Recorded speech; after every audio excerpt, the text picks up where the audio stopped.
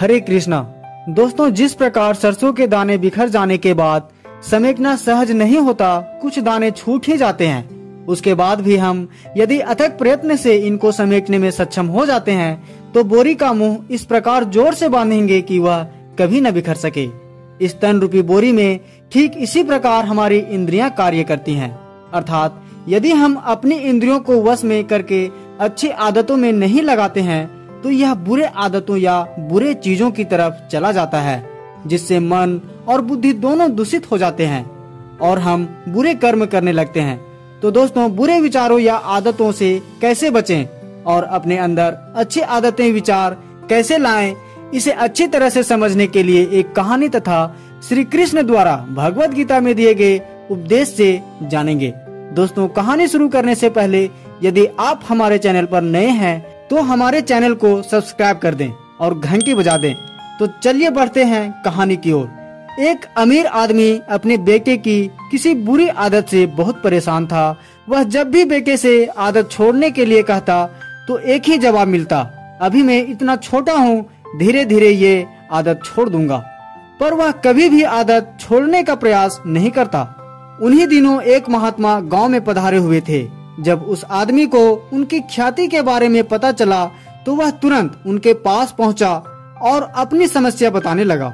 महात्मा जी ने उसकी बात सुनी और कहा, ठीक है, आप अपने बेटे को कल सुबह बगीचे में लेकर आइए, वहीं मैं आपको उपाय बताऊंगा। अगले दिन सुबह पिता पुत्र बगीचे में पहुंचे। महात्मा जी बेटे से बोले, आइए हम दोनों बगीचे की सैर करते हैं। और वे धीरे धीरे आगे बढ़ने लगे।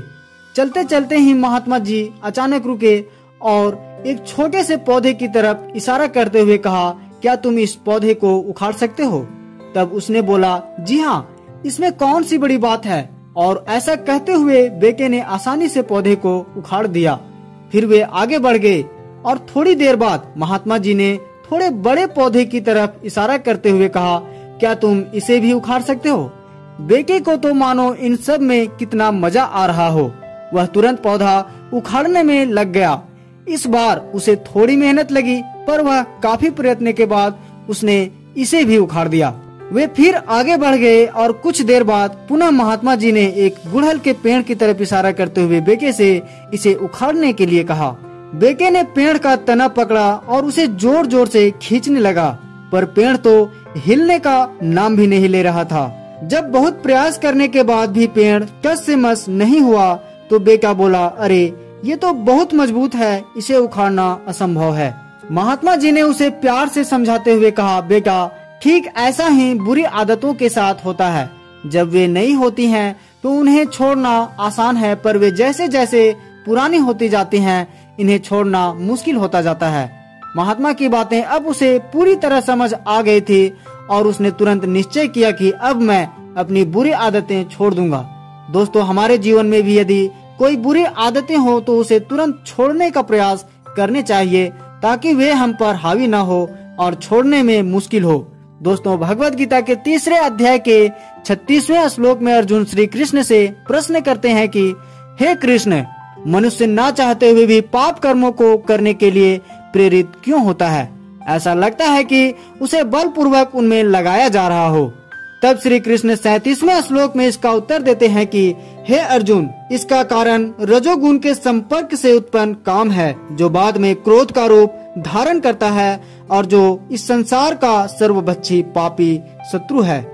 अर्थात रजोगुण मनुष्य को काम, क्रोध और पाप में डूबे रहने की प्रेरणा देती है। दोस्तों, बुरे आदतों और पाप कर्म से बचने के लिए श्री कृष्ण भगवत गीता के 3 अध्याय के 41वें श्लोक में कहते हैं कि हे अर्जुन, प्रारंभ में ही इंद्रियों को वश में करके इस पाप के महान प्रतीक का दमन करो और ज्ञान तथा आत्म साक्षात्कार के इस विनाशकर्ता का वध करो।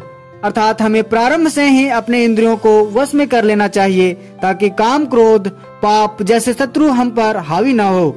दोस्तों, इस वीडियो को उन लोगों तक जरूर पहुंचाएं जो बुरे आदतों की तरफ बढ़ रहे हैं। साथ ही वीडियो लाइक करके हमारे YouTube चैनल कृष्णाज प्रीचिंग को सब्सक्राइब कर दें। धन्यवाद। हरे कृष्णा।